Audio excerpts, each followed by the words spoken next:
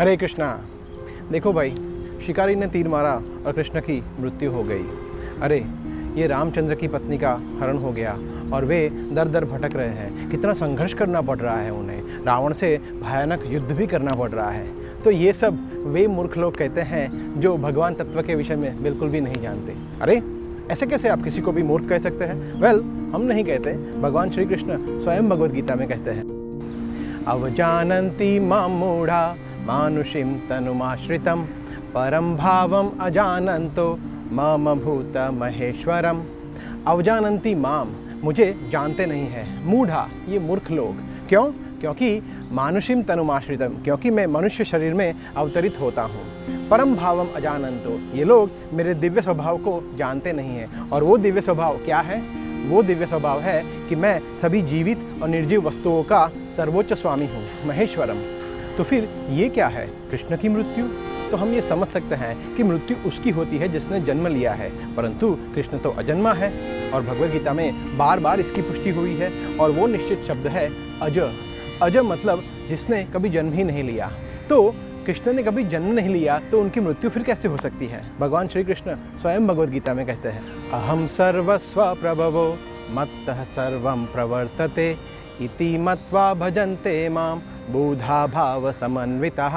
कृष्ण कहते हैं कि इस विश्व में आपको जो कुछ भी दिखता है, वस्तु, व्यक्ति, प्रकृति, यहाँ तक कि देवी देवता भी, सबका स्रोत मैं हूँ। तो अगर सब कुछ कृष्ण से आता है तो फिर कृष्ण का स्रोत कौन है? इस सृष्टि के रचयिता ब्रह्मा जी ब्रह्म संहिता में कहते हैं, ईश्वरा परमा कृष्ण सच्चिदानंद विग्रह अनादिरादिर गोविंद सर्व कारण कारण।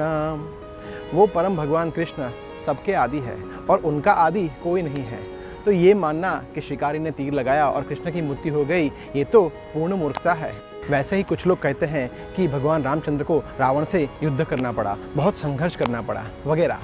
तो कभी कभी हम देखते हैं कि एक पिता अपने बच्चों के साथ खेलता है, लड़ता है, पिलो फाइट, तो क्या उसको बहुत संघर्ष करना पड़ता है? नहीं, वो तो अपने बच्चे के साथ खेल रहा है, एंजॉय कर रहा है। उसी तरह रावण भी तो भगवान रामचंद्र की संतान ही है।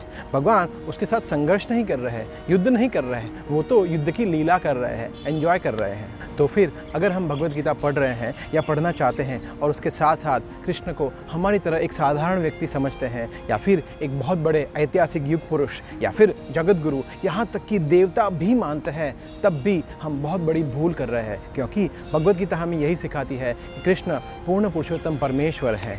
कृष्ण है असमूर्ध्व, मतलब असम ऊर्ध्व, उनके समान कोई नहीं है, और उनके ऊर्ध्व मतलब उनके ऊपर भी कोई नहीं है, सब उनके नीचे है। एकल ईश्वर कृष्ण आर सब भृत्य, एकमात्र कृष्ण ही परमेश्वर है, बाकी सब उनके सेवक है। हरे कृष्णा।